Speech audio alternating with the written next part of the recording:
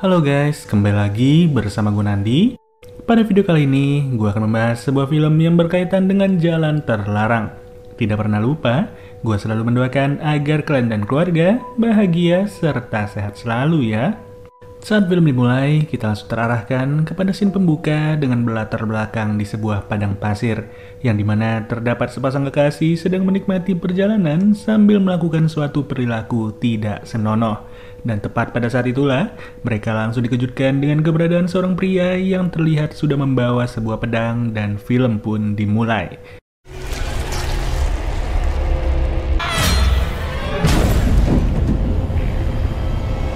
Keesokan harinya, kita kembali diperlihatkan kepada latar tempat yang sama, namun dengan pengunjung yang berbeda. Tepat pada hari ini, ketiga orang remaja bernama Alex, Stephanie, dan juga Brian akan mengunjungi sebuah danau terpencil yang biasa disebut Isola Lake.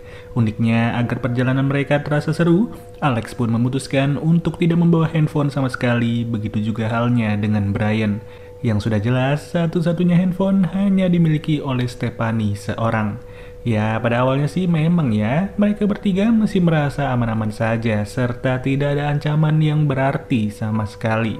Terlebih, hanya dengan mengandalkan sebuah map saja, Alex berkata bahwa perjalanan masih harus ditempuh sejauh 15 km lagi. Dikarenakan jarak yang masih lumayan itulah, mereka pun memutuskan untuk berhenti sejenak sambil melihat-lihat pemandangan. No. You sure? And I wanted to cock block you. You don't know my life. We all know. I actually feel like I'm gonna get like some really good shots out here because this is terrain. Photography account too. No, you're a good friend. You're just a shitty fan. Terhitung selama 10 menit lamanya sudah dihabiskan Alex beserta Brian di wilayah gersang itu. Sedangkan Stephanie sendiri hanya berada di dalam mobil saja setelah ia secara mendadak mulai memikirkan mantan pacarnya. Seem like a crazy person.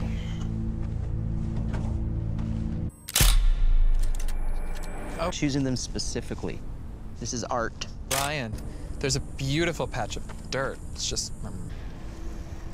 Okay, do you see this crack here? Nice. Can. Climate change is real! Got high taking a nap. She usually sleeps. Seusai berfoto-foto, perjalanan pun kembali dimulai sembari berharap semoga saja ada minimarket di depan sana. Yang sayangnya, bukannya minimarket yang dijumpai, mereka bertiga pun malah dikejutkan dengan keberadaan dua buah kepala yang sudah terlepas. Ya, bisa dipastikan sepasang kekasih ini adalah korban dari si pria misterius yang sempat kita lihat di awal film tadi. Those are human heads. My dick got bit. So what? If thy had but thy bodies. Okay, are we gonna ignore the human heads on the road? There's. Merasa syok atas penemuan tersebut, Stephanie langsung bergegas untuk menelpon para polisi agar segera datang ke lokasi kejadian. Tapi apa daya, bukannya direspon, Stephanie malah mendengar suara mendesah dari panggilan tersebut. Dan secara tiba-tiba datanglah si pria berpedang yang tanpa diketahui oleh mereka bertiga sudah menjadi eksekutor dari sepasang kekasih itu. Pada kondisi ini, mereka cuma bisa dibikin heran kenapa pria tersebut benar-benar diam sediam-diamnya serta tidak mengeluarkan kata-kata sama sekali.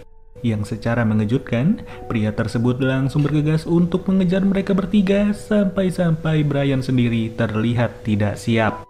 Sangat disayangkan, sudah dari jauh merencanakan liburan, malah berujung kepada malapetaka yang tak terduga. Hanya saja, untuk kali ini, pria berpedang itu tidak berkeinginan untuk menghabisi Alex beserta Stephanie. Melainkan ia hanya bergegas untuk membawa pergi kendaraan mereka terlebih dahulu, yang sudah jelas rencana tersebut sengaja dilakukan agar mereka berdua tidak akan pergi jauh dari wilayah itu. Singkat waktu, berjam-jam pun sudah mereka lewati dan kali ini Alex bersama Stephanie mulai menyadari keberadaan sebuah van yang sudah sangat jelek. Saat dimasuki, tertanda jelas kalau van ini sendiri merupakan tempat tinggal dari seseorang. Segala hal benar-benar tidak tertata secara rapi serta berantakan dari ujung ke ujungnya.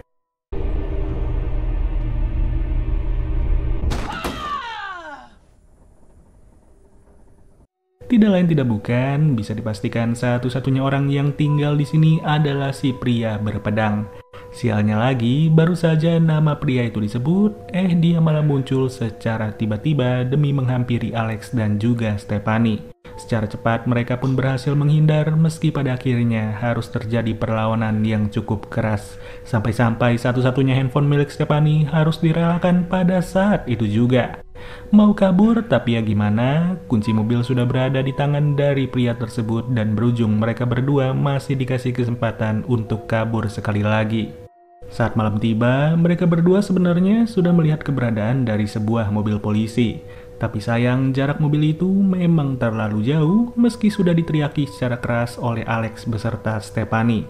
Malam-malam begini nggak pernah terbayangkan oleh mereka berdua sebelumnya kalau nasib buruk harus terjadi pada saat momen liburan. Ya mau kayak gimana lagi, aksi kejar-kejaran juga harus terjadi secara berulang yang kali ini si pria bertopeng sudah benar-benar membuka topengnya. Nggak butuh waktu lama, ia berhasil menyekap Stephanie yang tidak lagi bisa ngapa-ngapain. Di sisi lain, si pria bertopeng berkata bahwa ia tidak berniat membunuh Stephanie, dikarenakan adanya maksud tersembunyi yang akan dijelaskan sebentar lagi ketika sudah sampai. Dan benar saja, Stephanie sengaja dibawa ke sebuah tempat anta beranta yang dimana sangat jauh dari keberadaannya Alex. Tidak adanya bantuan serta tidak adanya siapa-siapa yang bisa ia andalkan, membuat Stephanie harus berpasrah diri tanpa banyak perlawanan. You're holding a sword. Drop it.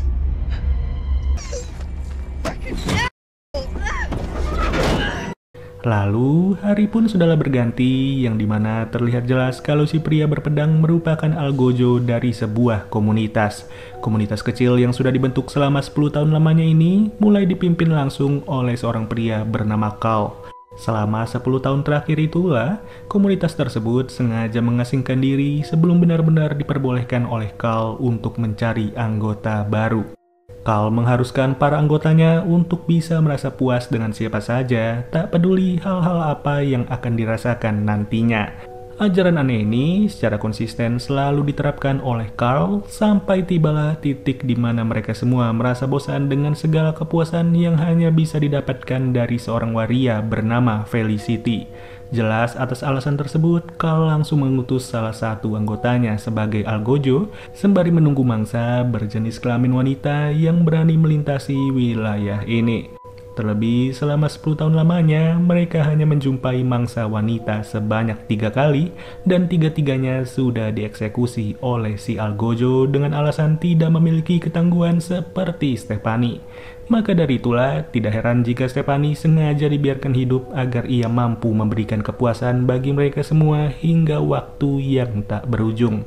Memang bejat bukan? Stephanie sendiri pun tidak ingin tinggal diam, melainkan ia sengaja mencoba untuk meminta tolong kepada Felicity yang notabene sudah dianggap sampah. Stephanie berkata bahwa ia bersama Felicity harus segera lepas dari jeratan ini tanpa harus takut apa yang terjadi kepada mereka ke depannya. Meski pada akhirnya ia sendiri tidak bisa berbuat banyak dan giliran Carl alias pemimpin akan dimulai. Hanya saja, tidak semudah itu bagi Carl untuk bisa memuaskan hasratnya setelah Stephanie sengaja menggigit senjatanya Carl sampai putus seputus-putusnya. Nggak cukup sampai di situ, Stephanie juga dikejutkan dengan keberadaan Alex yang ternyata sudah mengikuti Stephanie sejak tadi malam.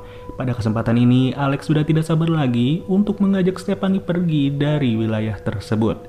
Namun apa daya, sebelum benar-benar pergi, mereka berdua masih harus menghadapi si algojo yang baru saja tiba serta terlihat kecewa dengan tindakan Stephanie.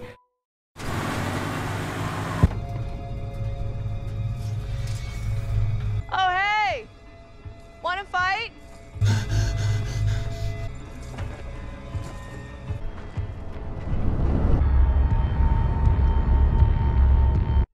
Alhasil, untuk kali ini tidak akan ada lagi kata ampun dari si algojo sampai-sampai Stephanie sendiri harus menjadi korban. Jika dilihat lebih jelas, perbuatan yang mampu dilakukan dalam hitungan detik itu langsung membuat Alex pasang badan tanpa takut sama sekali. Ia berani menantang si algojo untuk berduel dengannya demi membayar nyawanya Brian beserta Stephanie. Ya, siapa yang bisa menebak? Alex ternyata mampu menyulitkan si Algojo dan luar biasanya lagi, ia juga membuat si Algojo itu harus meregang nyawa.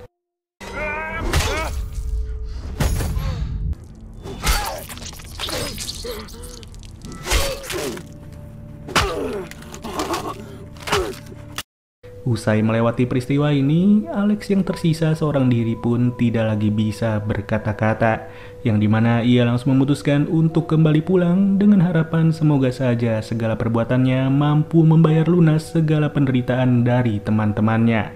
Namun ternyata, Alex juga harus ikut menjadi korban pada saat itu setelah ia baru saja sadar kalau terdapat salah satu anak buahnya Carl sudah menyelundup masuk ke dalam mobil tersebut.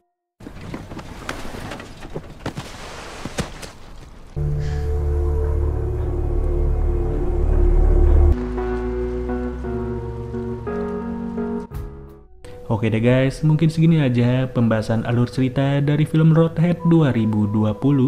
Sampai bertemu lagi di video berikutnya. Gua Nadi cabut dulu. Dadah.